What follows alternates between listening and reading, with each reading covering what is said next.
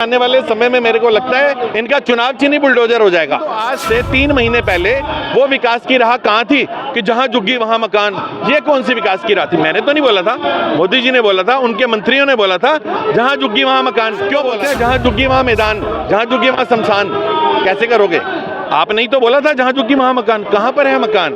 जहां झुग्गी वहां मैदान, जहां झुग्गी वहां मंत्री को कितनी दुआएं मिल रही हैं। आप देखिए उठाकर, मैं कुछ नहीं कहूंगा, आप सोशल मीडिया खोलिए, देखिए कितनी दुआएं मिल रही हैं। महिला मुख्यमंत्री झुग्गियां हैं जो 40-40, 50-50 साल से बसी हुई हैं।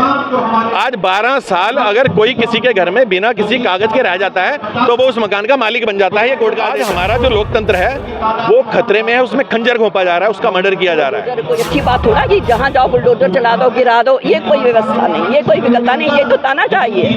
राम राज वाली सरकार चलाते हैं। राम राज्य सरकार कहाँ है जी? कहाँ है राम राज्य? ये तो तानाशाही सरकार है, राम राज्य वाली नहीं है। राम राज्य ऐसा थोड़ा होता है। सरकार और लोग मारे मारे फिरे घरों के लिए बहुत तकलीफ दे बात है, बहुत तकलीफ दे बात है। तानाशाही है भाई, तानाशाही कर रही है मैडम रेखा गुप्ता, तानाशाही कर रही है।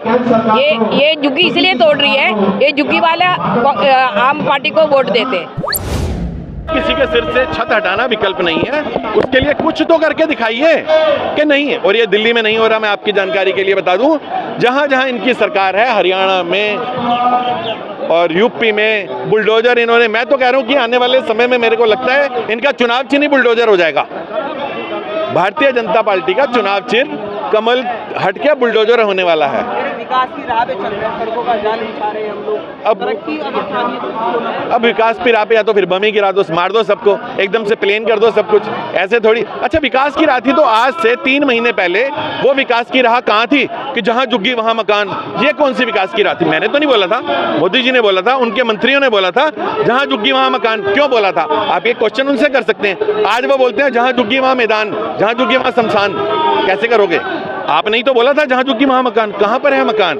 जहां झुग्गी वहां मैदान, जहां झुग्गी वहां शमशान। आज देखिए वहां के, मैं कह रहा हूं हमारे मोदी जी जो है वो जुमलों की दुकान है, दुकान सॉरी है, शोरूम है। पूरे हिंदुस्तान में जितना बड़ा शोरूम हमारे मोदी जी जुमलों का लेकर बैठे हैं उतना कोई नहीं। कोई एक दिखा दीजिए। उनकी शुरुआती जुमला 15 लाख रुपए का था, 15 लाख रुपए आएंगे, काला धन आएगा, सब हवा हो गए। बाद में बोले अरे ये तो चुनावी बातें हैं, होती रहती हैं। देखो, हाथ कंगन को आरसी क्या, पढ़े लिखे को फारसी क्या, मेरे मुंह से कहना आप क्या समझेंगे? आज आप सोशल मीडिया खोलिए, उठाइए, देखिए कितने लोग रोते बिलखते बेचारे सिर पे हाथ मार मार पर जैसे उनका कोई मर गया हो। मकान का टूटना मरने के बराबर है, आपके लिए बता दूं। मत्था पीट पीट कर बददुआएं दे रही हैं बीजेपी को, मोदी जी को, श्रीमती अपनी जो हमारी रेखा जी हैं।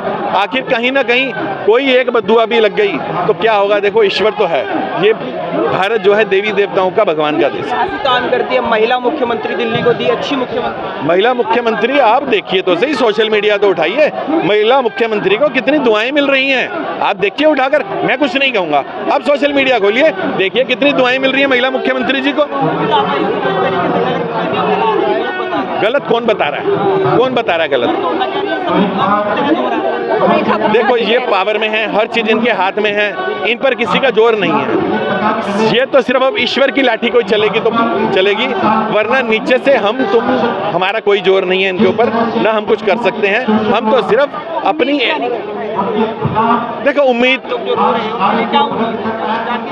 इसीलिए तो यहाँ पर इकट्ठा हुए हैं उम्मीद को लेकर कि क्या उम्मीद, क्या हो सकता है। जब ब्रिटिश काल चलता था, अंग्रेज चलते थे तो क्या उम्मीद होती थी? हम ऐसे ही लोग सारे एक प्रदर्शन करते थे, शांतिपूर्वक अपना संकेत बताते थे ये हो रहा है, और क्या उम्मीद कर सकते हैं? उम्मीद तो देखो सब करने वाला ईश्वर है।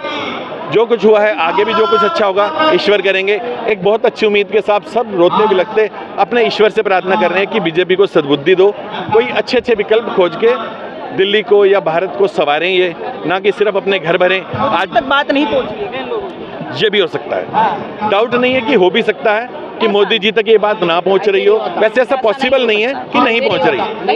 मोदी जी सिर्फ रिबन काटने में लग रहे हैं या चुनावी उसमें जुमले बांटने में लग रहे हैं, वैसे लग तो यही रहा है। ऐसा कई बार सोच में आता है कि मोदी जी तक बात ही नहीं पहुंच रही। वैसे पहुंच भी जाएगी तो मोदी जी क्या करेंगे? जो नीचे पाए हैं वो पाए के बिना तो मोदी जी भी नहीं खड़े हो सकते। जो कोर्ट का आदेश है उसे कैसे नकार सकते देखो ये बेकार की बातें हैं। सुप्रीम कोर्ट को बताने वाले हमारे नेता ही हैं। कोर्ट बेचारी घर में बैठे कोर्ट को सुपना आ जाएगा, स्वप्न आ जाएगा कि ये हो रहा है झुग्गी।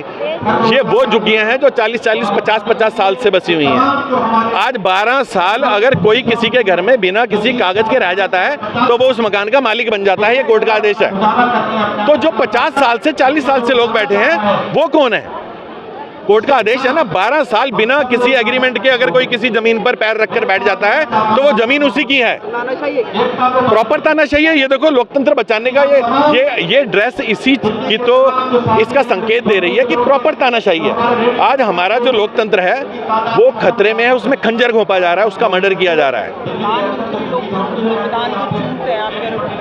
यही तो दिक्कत है। इस जनता के द्वारा चुनी हुई सरकार ही जनता को खा रही है। एक बहुत अच्छा वो है, बिल्ली ने शेर दिखाया, शेर खाने को आया।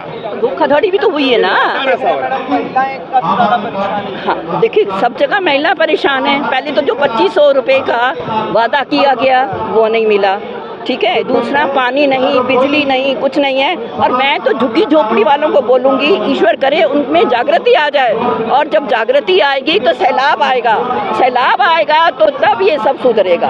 तब इनकी कान पे जो जूं नहीं रेंग रही है तभी रेंगेगी। और उनको एक मत होना पड़ेगा, उनको इकट्ठा होकर सैलाब लाना होगा, जन सैलाब। कह रहे हैं कि इतनी बड़ी मतलब 25 लोग काफी मोटी आबादी है, सुननी नहीं चाहिए क्या सरकार? क्या लग रहा है, क्या दिक्कत है? वो इसको पेरिस बनाना चाह रही ना दिल्ली को, तो ऐसा तो हो नहीं सकता। लोगों को कहाँ ले जाएंगे? या लोगों को पेरिस भेज दे और इसको पेरिस बना दे। जिनको खाने को नहीं है, जिनको रहने को नहीं है, तो क्या करेंगे, कहाँ जाएंगे? विकल्प ये है कि पहले हम उनको स्थान देते, है ना, उनको उनकी जगह देते, उनको घर छोटे छोटे बना के देते, फिर इनको तोड़ते। ये विकल्प था। और ये एक औरत होने के नाते रेखा गुप्ता को यही प्लानिंग करनी चाहिए थी। सभी गृहस्थी है ना, वो भी गृहस्थी है। एक औरत है, अपना घर चलाती है, तो देश चलाना तो बहुत बड़ी बात है। बुलडोजर बार बार आ जाता है हर प्रदेश में,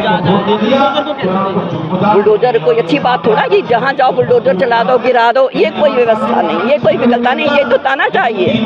राम राज वाली सरकार चलाती है। राम राज्य सरकार कहाँ है जी? कहाँ है राम राज्य? ये तो तानाशाही सरकार है, राम राज्य वाली नहीं है। राम राज्य ऐसा थोड़ा होता है, तानाशाही सरकार है। मैं इस समय 75 वर्ष की हूँ, समझ गए। मैंने बहुत दुनिया देखी है और बहुत राजनीति पढ़ी है मैंने, लेकिन ऐसा युग नहीं देखा, ऐसा समाज नहीं देखा कहीं भी, है ना, नहीं देखा। रेखा गुप्ता कुछ कह रही है कि कोर्ट ने कहा दिया ही नहीं, ऐसा नहीं मानते। कोर्ट किसके अंडर है? जब मोदी जी कोर्ट को चला सकते हैं तो रेखा गुप्ता क्यों नहीं है? और डबल इंजन की सरकार और लोग मारे फिरे घरों के लिए बहुत तकलीफ दे बात है, बहुत तकलीफ दे बात है। कुछ फर्क पड़ेगा आप जैसे आप सरकार पर? हम तो कोशिश कर रहे हैं कि उनके कान में जूं रेंगे, आवाज़ ऊपर तक जाए भी। लोग इनके जो इन्होंने बनाई है नीतियाँ, उनके हम विरोध में हैं। और विरोध भी मैं कहती हूँ जन सैलाब उखड़ना चाहिए और विरोध दर्शाना चाहिए। और यही हमारी ताकत है, ये हमारी ताकत है प्रतिपक्ष नेताओं की। और प्रतिपक्ष जब मजबूत होता है तभी सरकार जागती है, अदरवाइज नहीं, है ना। देखो इतना परेशान है सरकार ने बोला, आप कैसे देख रहे हैं? ये तानाशाही है भाई, तानाशाही कर रही है मैडम रेखा गुप्ता, तानाशाही कर रही है। ये झुग्गी इसलिए तोड़ रही है, ये झुग्गी वाले आम पार्टी को वोट देते हैं, इसलिए वो सोच रहे ये इनको हटा दो। तो झुग्गी वाले आम आदमी पार्टी को वोट देते हैं इसलिए उनको नफरत। वो इसलिए तो कर रही है, और काय के लिए कर रही है? कांग्रेस ने भी कभी नहीं उजाड़ा था जैसे ये उजाड़ रही है। इसके पीछे राजनीति है, राजनीति है और क्या।